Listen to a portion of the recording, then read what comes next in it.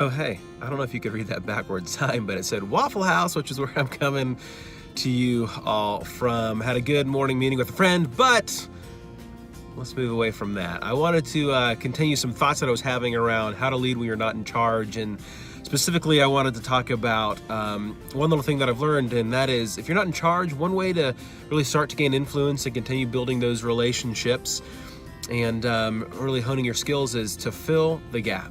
And what I mean by filling the gap is in every single company you work for, there's this gap in culture. You know, cultures or companies want to be great. They want to have a good place to work, a friendly environment, hardworking folks, trustworthy, all whatever word you want to put with it. Whatever huge super culture your company is trying to shoot for, there is a gap from where it wants to be and where it currently is. And so what I'm suggesting, if you want to really start to gain influence and lead even when you don't have that title or that position of authority, fill the gap. Be that person that is a part of the company that is, over and above with how they communicate, with asking those questions, with building those relationships, with seeking out those opportunities, with being that kind-hearted person, with being someone who is a servant leader, with all of these different things.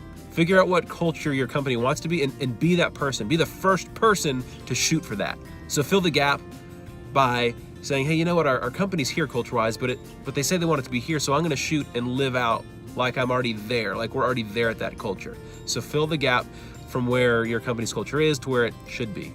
The second way you can fill the gap is this, and that is no matter what not-for-profit organization, religious organization, doesn't matter, there is always places to volunteer. Fill the gap.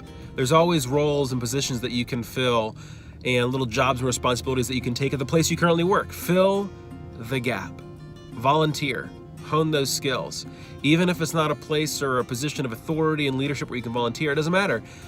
Build those relationships, serve, do that little bit of extra work. And I promise when you fill the gap, you start to gain this influence. You start to hone your skills. You start to build these relationships, and people see that, hey, they hired you for this one thing, but you're doing so much more, and they can trust you with more.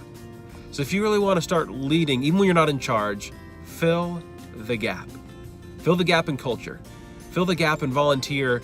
Fill the gap and do those small little positions where they're being missed and it's being worked around. Fill the gap if you want to lead when you're not in charge.